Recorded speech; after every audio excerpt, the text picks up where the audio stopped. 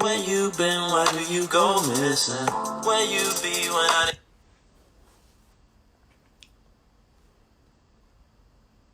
Yes, sir. Yes, sir. Let's get it. Let's get it. What up, John? My big homie John in the building. I hope you staying safe. You and the family and everything. What's good? What's good, Aiden? What's up? Yes, sir. Yes, sir. What's good? What's good, Brody? Yeah. What's up, Tyler? What's up? We about to start this off. Get my guy SIERATO in here. Yeah.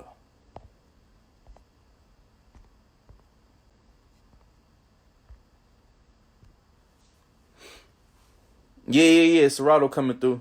All good out here in P Town. Hope you're good. Yeah, I'm good. I'm good, definitely. I'm definitely good. I'm definitely good. Just quarantining, chilling. Got my little sister out here with me. There you go. Yes, sir. Yes, sir. Got my brother in here. There you go.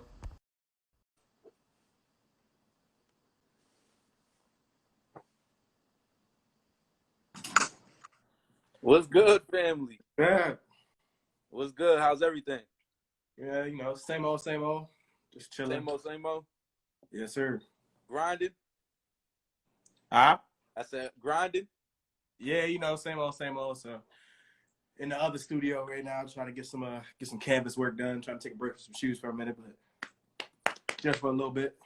I got you, bro. I appreciate you for setting aside this time for me, and it's been a long time overdue. You know what I'm saying? Oh, for sure.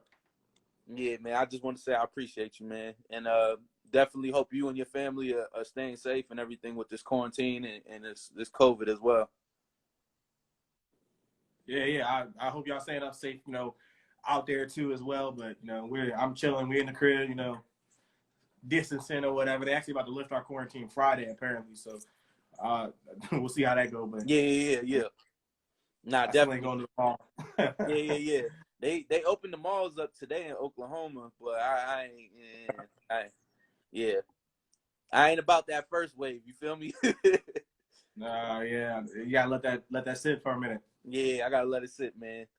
Definitely want to chop it up with you and let the people that support you and especially myself. I definitely love your work, but I want to shed some light on some a different side and let other people know what's going on and how you got to start and maybe you definitely continue to inspire somebody in here. So definitely want to interview you and chop it up. For sure. Let's get into it. Definitely. Yes, sir. So talk about your upbringing in Maryland. You know what I'm saying? Just talk about that and how it was growing up out there. Yeah, I mean it was real, real casual. I live out in the burbs or whatever, so wasn't wasn't nothing crazy going on, nothing like that. But nice, nice parents. Everything was kind of okay. But none of them were on the artistic side at all. So everything I was kind of, everything I'm doing and everything I've been doing to this point, has always been brand new to them. And it took some convincing for a long time. So Yeah. it took a while to get them on board, but they're on board now. But other than that, yeah, I mean, upbringing was pretty low key, and I took art in middle school and high school a little bit, and that's about it. So everything else has kind of been self-taught since then, and just kind of working it out. Okay. I was gonna ask where'd your inspiration, with the art side come from? Where'd that come from? And how early did it start? Yeah, I had a little bit of inspiration just from some of the guys like Mosh and uh, Troy, Kikaso. A couple of those guys I saw, when I first started looking into doing this kind of thing. I saw their works that are out there on Google, and I seen Mosh would stand there with LeBron and stuff, and I was like, yeah, that's hard as fuck, that's hard. So Definitely. I gotta, if he can do that joint, there's no reason I can't do it too. But I think my biggest inspiration was actually a homeboy I went to school with as well. Carver, and he actually went to school with him in Suffolk too. It's another local Baltimore area place, but his name was Delano, and he was the one that first popped off doing shoes and stuff, for Kanye and Chris Brown and Oh, okay. Keanu Taylor and all these other people who were fabulous. And I've seen him all over the place painting these flowers on these shoes, on these boots, on these Timberlands and shirts and shit. And I was like, damn, I was like, if he can get this far with doing just, I mean, it was hard, but it was a simple, simple thing he was doing, and he was taking it real far. And I was like, man, if he can get that far doing that, there's no reason I can't do it too. So, I took my tattoo background and hopped into doing shoes, and that's where I've been at since. Definitely, man. You definitely thriving in it. You know what I'm saying? That you've capitalized on the lane and you made it your lane. You feel me? Like, you own it. You know what I'm saying? And that's something that I admire about you. You know what I'm saying? Just because of the fact that you really out here grinding it, and really, it's like you got that hustler's mentality. You know what I'm saying? Like, how the bootleggers be selling the DVDs and all that. Like, I feel like that's just the vibe that you give me, because you're out here getting it's a lot of that when you first get into it. It's a lot of that kind of vibe, that kind of hustle, that kind of just shots in the dark until you get somebody to, pick the phone up kind of thing.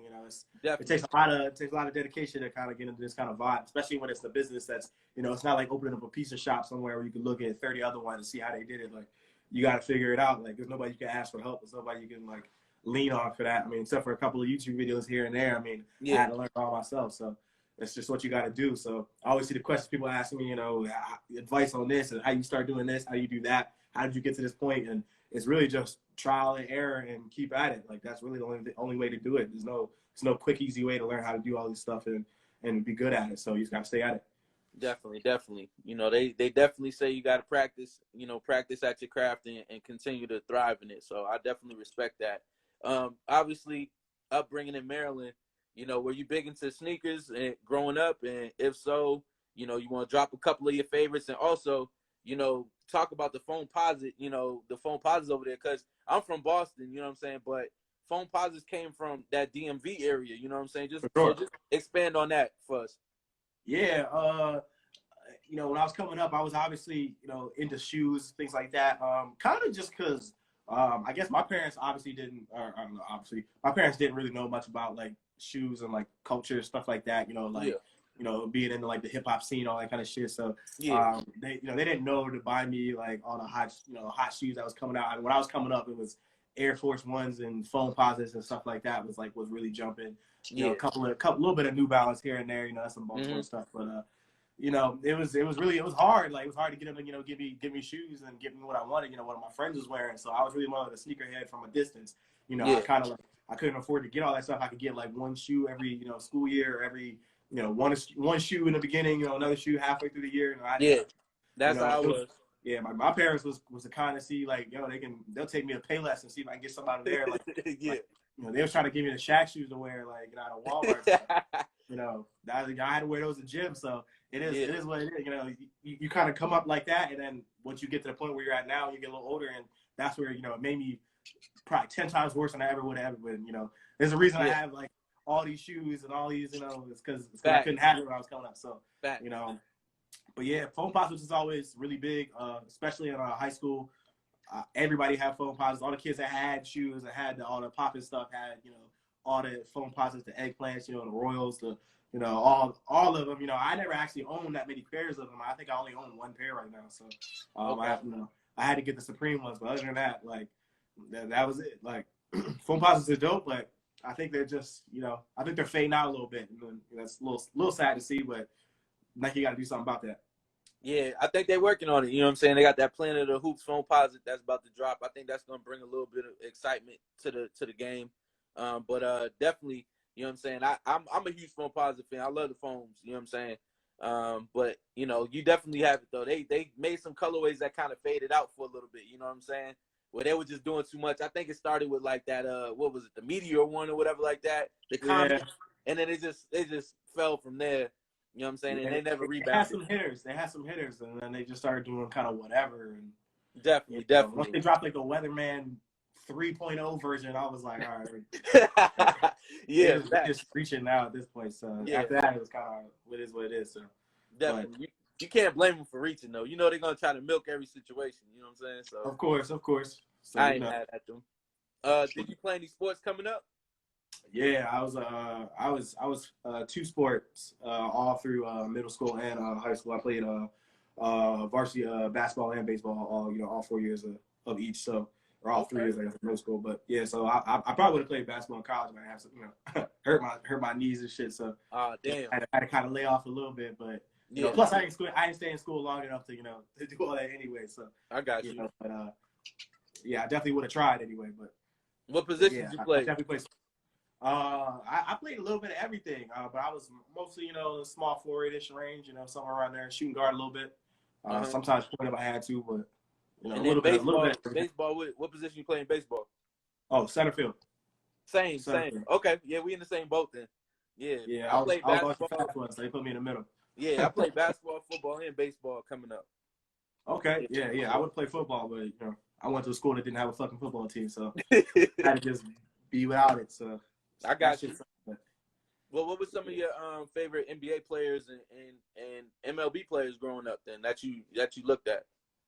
I've always it's weird because I've always like been into baseball. Obviously, like as playing, like baseball is the first sport I ever played. Like as a little league, like travel type shit.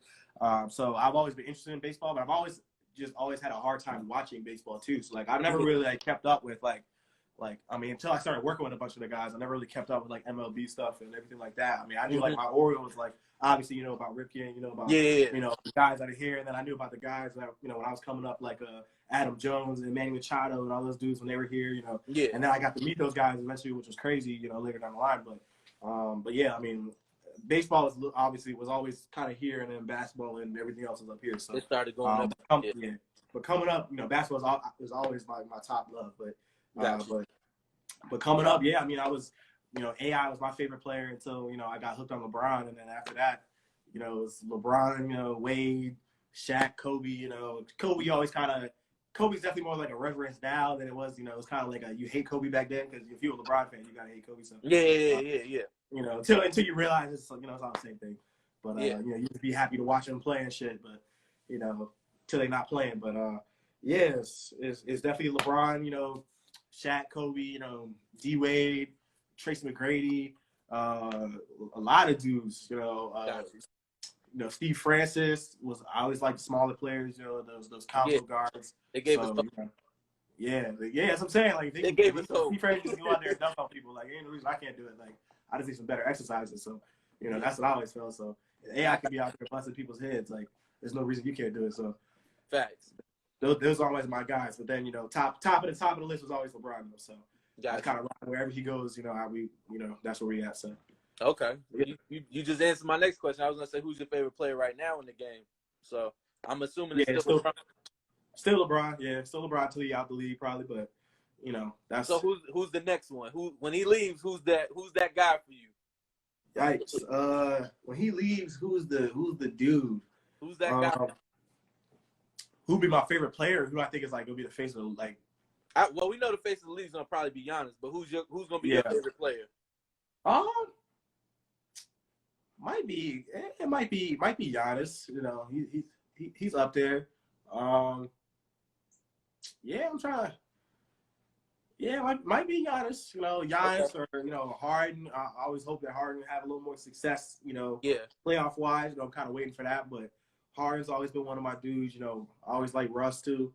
Probably KD maybe just because I can actually once LeBron out of the league, I can actually root for KD. So.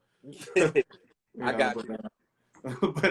Probably Giannis or maybe KD, but it'll flux until I won't know until I know. I got you. So how did you come up with your name and just educate us on that, and then also what's the meaning behind it? Yeah, for sure. So I had an early business. Oh, he's right. It probably would be Zion. That's my boy. So. Okay, Zion too. Zion, maybe Ja when he pop off. That might be. Their time's coming though. They got a little ways to go. Yeah, Ja, Zion trade. They're gonna go all the way. Their stock is going straight up. So one of those guys too, probably. But my name. I actually had an old business partner when I first got into. I first started doing clothes. Was actually what I started doing. My first artist thing when I designed clothing lines. Okay. So I got into a clothing line with one of my homeboys from high school, and he came up with the name.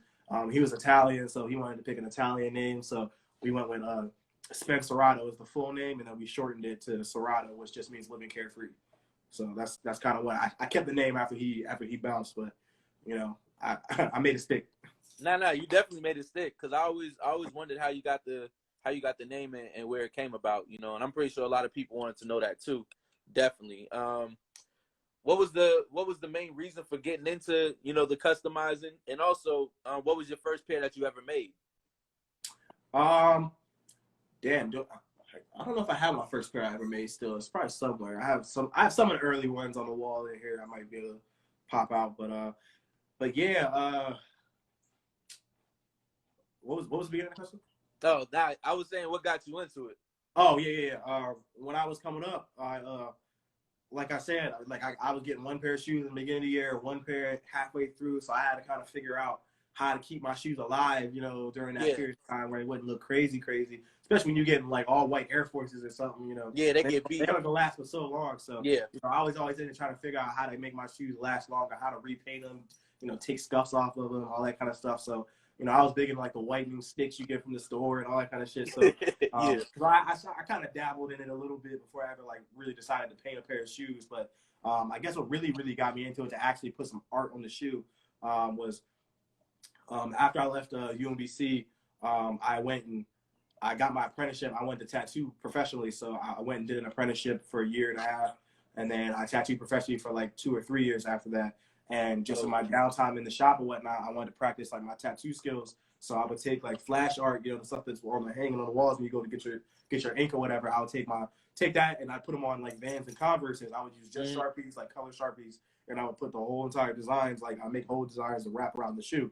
And that was like my practice time. So I would just do that, put that up on the walls on my shelves, you know, in my studio area. And you know, eventually people just started wanting to buy them. So I started doing a couple of orders like that.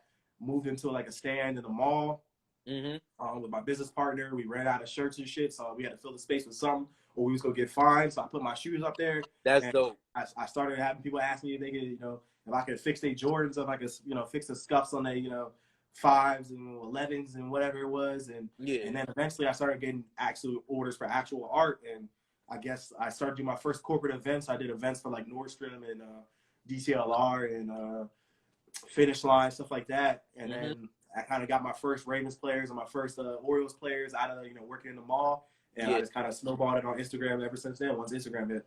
So that's dope. That's definitely dope, man. You built you straight from the mud, bro. You know what I'm saying? And that's I always appreciate, and I always gravitate towards those, because I came from that same, you know, that same struggle, you know what I'm saying? And at the end of the day, like, we out here getting it, you know what I'm saying? And we got a platform, so we got to be able to use it. So that's why I definitely wanted to shed light on your story, man, because I think so many things that you're doing is like super dope, you know what I'm saying? And I'm all about giving the flowers when, you know, while they still here and can smell them, you feel me? So I definitely, you one of the top dogs, in my opinion, you know what I'm saying? And we definitely we're gonna have to make something happen. I told Mosh I'm gonna work with him. I got a big project I'm working on, but after that, we gonna make something shake, because we always talk about it. So we're gonna make it happen. We're gonna make it happen. What was the first custom that you did that you saw on TV? Oh, that I saw on TV? Yeah. Damn, that's tough. I think that was probably maybe one of the first customs I saw that actually kind of got me some attention. Was I did a pair for one of the old Ravens receivers, Marlon Brown, and the NFL picked it up as one of the, you know, top 10 cleats of the week or whatever it was on the NFL.com or whatever. And then I got to see it like actually in the game, like, you know, I got to zoom in, like, look at the shoes Marlon Brown's wearing, and you know, you can see him out there, you know, and that was dope. And then, you know, it's even better now. You get to see him on the NBA court, you know, because it's so much more like, it's so much more focused in on what they're wearing, doing. Yeah, so, you know, seeing on NBA courts is way crazier. So I'm trying to remember who was my first NBA dude. I don't even know. Yeah, who's your first NBA dude? That's a good question. Damn, who was that? Montrez, maybe? Montrez? Okay. Was it Montrez? Yeah, that's a good question. I'm going to have to look that up. Okay. All right. I don't know who the first one was. I'm going to guess Montrez, but it might have been somebody else. Okay. That sounds good. He got a bunch of the early ones, I think. I got you. Well, Montrez, I mean, either way, you know what I'm saying? You still laced him with some heat, so he's good. Yeah. You know what I'm saying? But I was going to say, yeah, so talk about the, you know, linking up with Overtime and how that came about. And then, you know, also, you know, just how they shed the light on you, you know what I'm saying? Because you came out of nowhere, man, you know what I'm saying? And I feel like it was one of those where once people realized what you was doing and tapping in, it was like you're stuck now. You know what I'm saying? Now it's like, okay, you're doing this custom, now you gotta keep going. So just talk about how that partnership came about. Yeah, OT, OT is the family or whatever at this point, but yeah, we got linked up kind of on a random. I kind of just got in early and caught him at a good time to like kind of get content and get a show and things like that. But actually, what it was playing baseball. One of my homeboys I played baseball and basketball with in high school. He ended up going to Hopkins, Johns Hopkins University here in Maryland, with one of the guys that ended up being one of the first employees at Overtime. So he was roommates with the homeboy. Once he started working at Overtime, he saw what I was doing. He said, yo, like, y'all should, like, figure out something to do together. And so they came down. They shot a pilot, something that actually hasn't been released yet. They shot a whole – they went to the tattoo shop I worked at and some other stuff. And they shot a whole, like, how did, like, SIERATO begin and, like, how did all this come around and things like that. So they'll put that out eventually, I guess. They have the footage still. But, yeah, like, they shot that as, like, a pilot. And then once we shot it, and they had me make, like, an Overtime shoe for them, like, while we were shooting it. And I guess once they got the shoe and like took it back to the office, like the higher ups were like, yo, like F it, like let's shoot a whole, like let's shoot a show, like let's do something. That's dope. So we came down, shot the first episode of my homeboy Filet, and then kept it pushing from there. That's and what's they just up. They just kind of hooked me up with whatever events they do. I usually come out to, and we work out some kind of partnership on something. And now we're working on a whole sneaker, Overtime sneaker kind of like. I don't say empire, but like we're working on a whole like list, a whole bunch of stuff to kind of emphasize the sneaker game and the custom game and kind of get like a forefront, like a brand to like really like push that stuff. So in a way that like a large company really hasn't done yet. So, so we're gonna have some dope stuff coming up soon, probably. That's what's up, man. That's what's up. I definitely, like I said, I caught on to the wave a little late, but I think that day is better late than never. You feel me? So. I definitely rock with everything you're doing, and shout out to Overtime too, because we definitely reached out to each other on just the how y'all doing, what's going on, just checking up on each other. You know what I'm saying? So, and they definitely dope what they do over there. You know what I'm saying? So that's definitely dope. A question I'm pretty sure everybody in here wants to know is what's your top five customs that you ever did and why? Damn, top 5 customs that I ever did. That's always tough. Of course, it's tough because this is art to you and you're passionate about it. But if you did, if you could name something that really meant something to you, I try to outdo myself on every pair, so it's always tough. Yeah. But I gotta put like sentimental value behind some of these to really get definitely like, a listing. So I mean, number one probably would be maybe the first Dragon Ball Z pair of Yeezys I ever did for YouTube. It was the first YouTube video I ever did that hit 1 million views or whatever. So that was always up there for me. Actually, that'd probably be number 2. Number 1 would probably be the first pair of Air Max drips I ever did. That went viral and that really got me like traction on that kind of stuff. So that first pair, I mean, people still ripping me off of that. So that's got to be number 1 probably. And then number 3, damn, that's tough.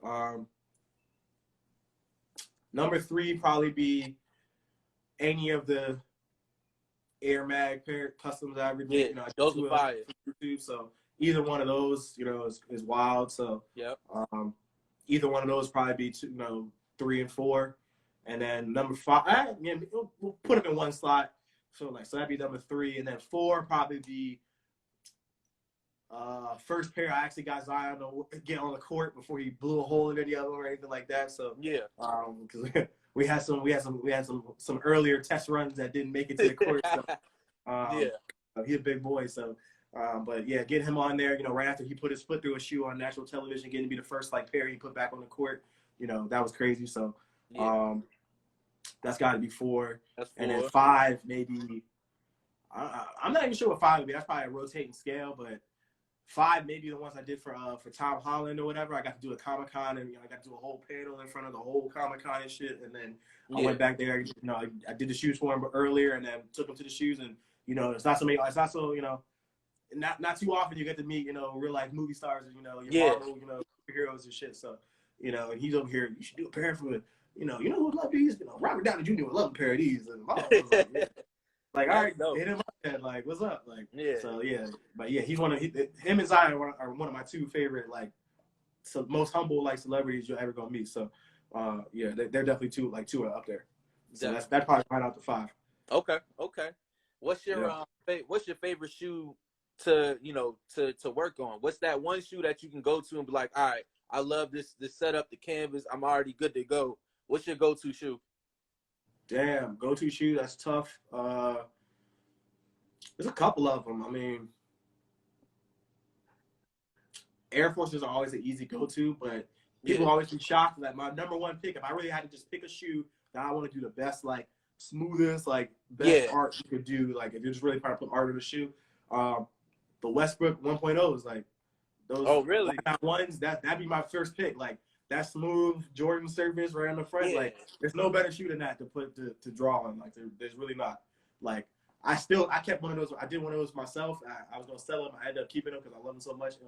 And they're one of my favorite shoes. Period. So those that canvas they might be my go-to. Yeah, it's real smooth, and I like how they personalized it. Wasn't that the one when they had the marker, right?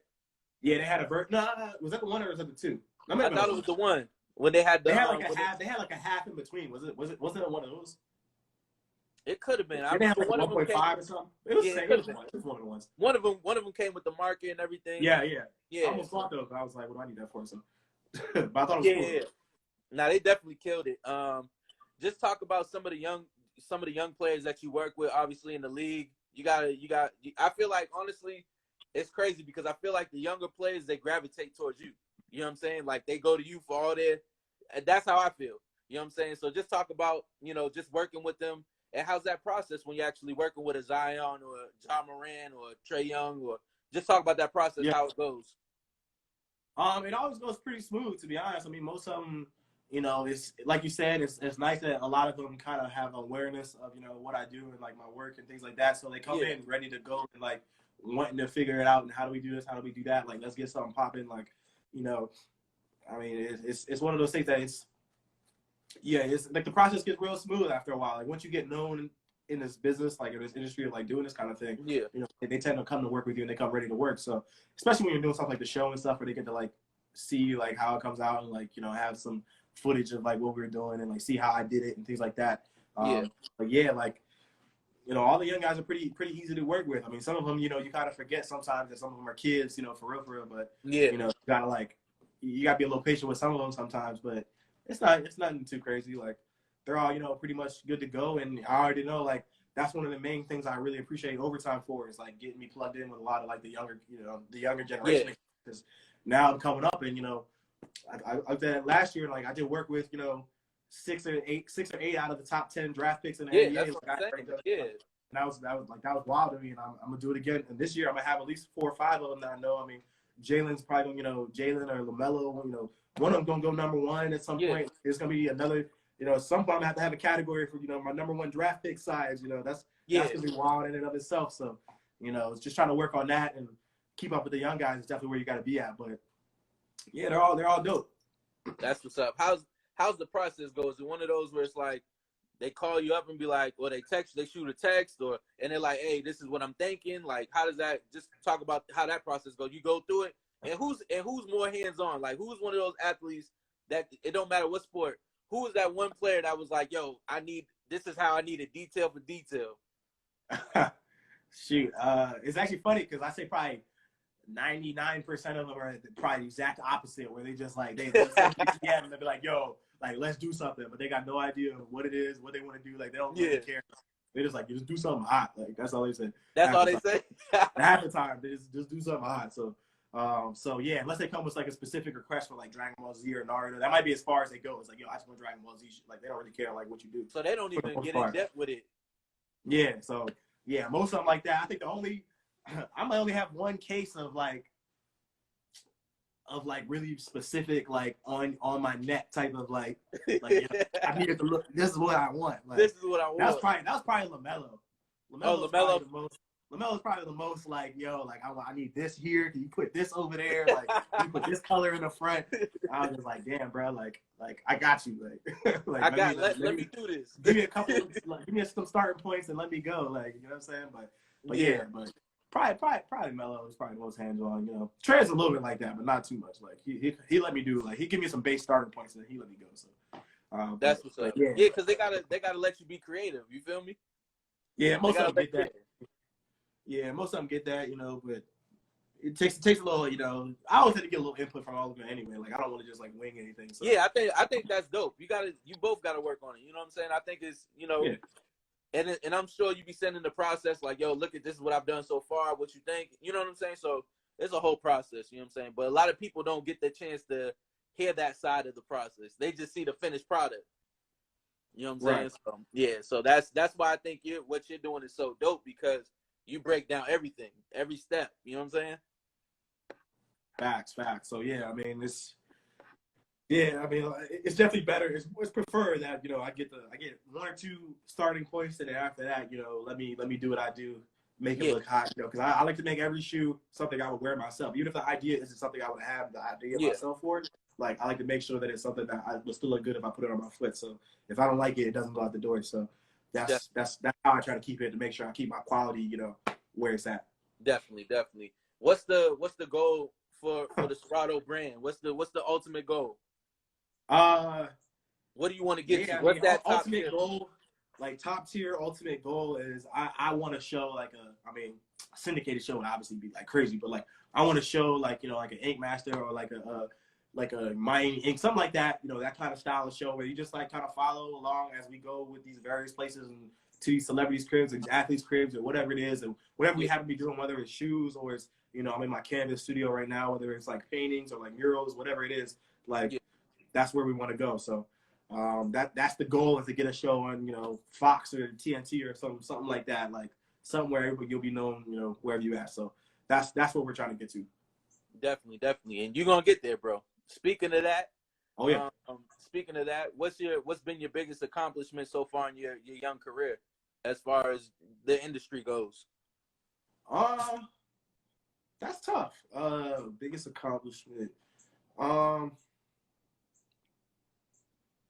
don't know. I guess, you know, a couple of maybe the Puma deal we kind of worked out. You know, that's probably like my forefront thing. Either that, or honestly, like, you know, either one of the overtime shows, or the competition show we just did. Like, you know, I feel like that's like a really big accomplishment. Like, getting that up there and getting like the forefront of like getting the custom game like more accessible and getting visible for more people that do this kind of work, you know, getting them the spotlight too, being able to kind of like give back a little bit like that, like figure out a way to like bring some other people up some. But yeah, like that's yeah, I don't know, like biggest, either that or just, you know, any one of the couple of, you know, most memorable moments of being on, getting your shoes on TV, whether it's Trae Young in the Rising Star game, you know, nutmegging people left or right, or whether it's just, you know, Zion, you know, coming out, you know, in his first NBA game in some Duke shoes that you made for him still, like, you know, stuff like that, and then getting him to, you know, say something to TNT reporters about it after the game, like, stuff like that is like where I'm like, yeah, like we're doing something right. So, yeah, either one of those, you know, any one of those moments, real. It's kind of, there's always something new going on. So I like to, you know, just kind of consider everything. But yeah, one of those. Nah, I definitely got you. What would you say is one of those moments for you that you cherished, as far as with your family and stuff like that? Just talk about how supportive they've been, and that moment when they finally was like, okay, all right, our son's killing it and doing, you know what I'm saying? Like, because you know how it is for Black families, you know what I'm saying? Like, they're not jumping on board until they see some progress. Oh, yeah. You know what I'm saying? So just talk about what that moment was like and when it happened. Man, it took them a while to get on. You know, I mean, my parents are always supportive of what I'm doing, but it definitely took them a while to get on board and really like accept that this is what I was gonna do, and like that I can make money, I can support myself this way, like, and like, you know, they weren't gonna have to like pay my bills for the rest of my life, kind of thing. Like, you know, that starting artist shit that people always worry about. So, but they were worried about that even when I started tattooing. They didn't really think that was a real career either. Yeah. Like, I'm like, yo, like, people on TV do this, like, it's a job. Like, you know what I'm saying? So like, it took a long time to really convince them of that.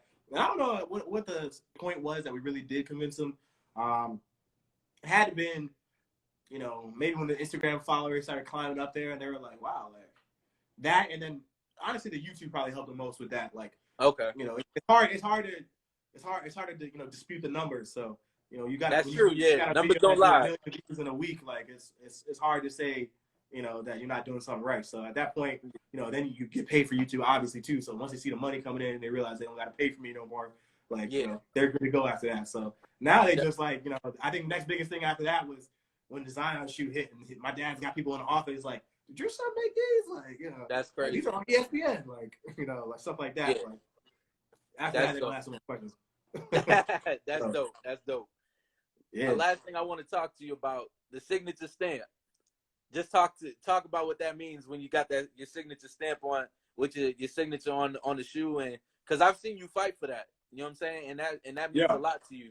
Just talk about, you know, what it means to you when you see it, and you know, just talk about that whole process, bro. Because your signature stamp it goes when it's out the door. You know what I'm saying? When it's on the court, that's your brand, but at the same time, it's representing you. You know what I'm saying? So just talk about what that means to you. It's just one of those things that, like I mentioned earlier, I had pieces that, you know, went viral, and you know, you're trying to get your just due, really. I mean, I go on Etsy right now. There's 20 people selling knockoff versions of the shit I put on Etsy 4 years ago. Like, so like it's one of those things where like people just don't know. Like at first it was just an awareness thing of like getting people to know that like this is my shoe. This is like face to the shoe kind of thing. That's the problem we struggled with earlier on, was getting people to really recognize that like I'm the one that makes the shoes, and like this is like there's a person behind this kind of thing, and like getting into that influencer side of it, of like wanting to be known along with the work. So something we worked on, and then basically after that it just became a fact where I just really sat there and thought about it one day, and I'm like, yo, my shoes are on TV, and I got people like, you know, Bleacher Report and Slam, you know, not tagging me on shit. Like I'm just like, yo, I don't need 48 people like in the comments trying to get them to tag me on something. But I was like, there got to be a better way to do this. And I was like, yo, like when I look at all my shoes, what's the one thing you see? Like, it's a logo of some kind on every one of these pairs of shoes. Like, they're not just letting them walk around, not knowing what it is. I mean, except for Yeezys, maybe. Like, that's probably the closest thing to like. But even then, like, you know where to look for it if you know what to look at. Yeah, exactly. So I thought, Nike could put their name on the shoe 78 different times on one pair of shoes. Like, I can put my name on the side of the shoe just like they can. You know, it is what it is. At that point, that's what it is. So I always tell people, you know, especially the young customizers, you got to sign every piece of work that you do, because it's art. Like, it's art, it's your work. Like, people should know that you did it. So you got to have a tag, you got to have a logo, you got to have a name to put that, you know, branding behind, and really get people to really know what your work is. So and that way people don't have to wait to see, like, you know, is that, you know, whose is that or what that is. They don't have to look, they already see it know. themselves. So that's really where that came from, was just making sure people really had that awareness. Definitely. What do a lot of people been asking about the customs and how they can go about it? So what's the process of reaching out to you to get a custom by you? Yeah, so it's kind of hard right now, obviously, because I don't, you know, I have so much other things going on at once now that, you know, that the business is obviously leveling up a little. What are you doing? Now that the business is leveling up. Oh, here, good. Now that the business is leveling up or whatever, it's hard to take those orders like I used to. People always, you know, come at me sideways on Instagram. Oh, you only do shoes for celebrities and Trae Young and athletes and shit like that. Yeah. I'm just like, nah, like y'all just missed the boat when I was doing all that. For, you know, y'all didn't see, like, scroll down to Instagram. You gonna see the pictures of the shelves of 40 different pairs of shoes all looking the same color that I used to do that. You know, I used to take orders for everybody at any time, any point period. But it just gets to the point where I like to have, like, you try to work smarter, not harder. So, you know, I like to do a little work for as much money as possible at this point now. So, but what I'm going to do is I still have my website. Obviously, I have the YouTube and things like that. And there's a text number in my Instagram bio. All you got to do is hit that. My manager will hit you back. If you're talking to, you know, if you put a price number of what you're trying to do and what you're trying to pay, you know, if you got the right number in there, you'll get a response, and we'll get your shoe done. Like, you don't have to be anybody of importance. Like, as long as you got the money to pay for it, like, we take orders from everywhere. Cash is still green, anybody that got it. There you go. So we'll take the orders, and I just put on my post earlier today that I'm gonna actually open the website up. You know, quarantine had me kind of catch up a little bit on some other stuff, so I'm gonna open the website back up. It hasn't been live, you know, for 6 months, 8 months now. We haven't been able to order anything off the website, but I'm gonna open it back up, and I'm gonna put 5 pairs of shoes a month on the website. And if you're the first one to buy those 5, you know, you got a shot at it every month. You can get that shoe if you go on there. That's dope. Hit it early enough, you can get a pair of shoes. So I think that's what we're gonna try to do, and just try to limit it. So, you know, I got enough that I can still give you a shot at getting something, but it's just not gonna be quite as accessible as people would hope it is. But, you know, I'm only one person, bro. Like, I can't do, you know, 9 million pairs of shoes all the time. I wish I could, because I'd be rich, but I know as many as I can do. You know what I'm saying? There's only so much time in the day. You know, hey, when you're popping, that's when it's scorching hot. You know what I'm saying? So that's when everybody wants. You know what I'm saying? It's just supply and demand. People don't like to hear, but that's what it is. It's supply and demand. So people always look at me crazy for the prices, but I'm like, yeah, like for every one of y'all that think that price is crazy, there's 2 other people over there that's hitting that buy button. So there's a reason why the price is what it is. It's because people buy it at that price. So it's worth what people spend on it. So that's what we try to do is but we're gonna keep the website stuff, the simpler, like the Air Max drips, Air Force One drips, Galaxy print stuff. We're gonna keep it on there for some lower range prices, really give you a shot at buying it, and just if you can get it, you can get it. But if not, wait till next month and try again. But that's the best we can do. I ain't mad at you. You know what I'm saying? You out here doing it for the people. You feel me? Last question. I just thought about it. Who's that one player that you want to do a custom for that you haven't yet? Would it be LeBron? It would definitely be LeBron, but also I've done a pair or 2 for LeBron, actually. Like, he hasn't worn them on court because they're kind of strict about that. Like, they don't let him do that kind of shit. But I've done a couple of off-court stuff for him that, but I want to do something with him that we could do the full media. Like, I want to be able to record it. I want to, like, have a full, like, video for it, like, do an episode with him or something. That'd be it. But other than him, I want to get a pair on Russ at some point. Like, you know what I mean? That'd be ideal. We're gonna talk. All right, I want to get a pair on Russ or Giannis, maybe. That'd probably be my number one, really, Giannis, or maybe Melo, like, just because that's like I said, like, that's one of the players I watched growing up. And I did LeBron, I did D Wade, I did Chris Bosh, I did all these people. Like, I got to get Melo to round out like my draft class area. I might be able to help you with Melo and Russ. Yeah, so shit, Russ. I definitely got to get Russ though. Like, once I looked up one day, I seen Russ was following me on the gram. I was like, oh shit, like you gotta get him some shoes, like, you know what I'm saying. So we definitely got to figure that out. But yeah, some along those, one of those guys. Okay, yeah, we'll definitely make it happen, bro. Oh, for sure. We'll definitely make it happen. Anything last you want to just keep with the people and just let them know? I mean, I'm probably good to go. I mean, where can everybody follow you at? Just in case if I got some people in here too, where can they follow you? And what's the best way to reach you? Yeah, I mean, obviously, I have at SIERATO for basically every platform. TikTok, Instagram, Facebook, whatever it is. Actually, I got like 3 Facebook pages, so you probably won't know what you're looking at, but you'll figure it out. I can't merge some shit. Facebook's stupid, so. But yeah, at SIERATO is basically everything you need to know. You just put that into Google, all my stuff will pop up. YouTube, website.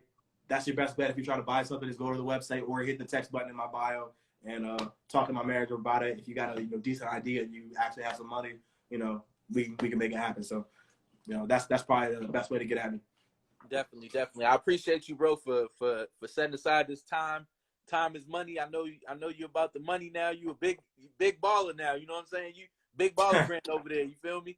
But I've seen where you came from, though. You feel me? And I'll never forget that. I'll never forget that. That's why I definitely wanted to chop it up with you and let people see the side of you. You know what I'm saying? That they might not get the chance to see all the time.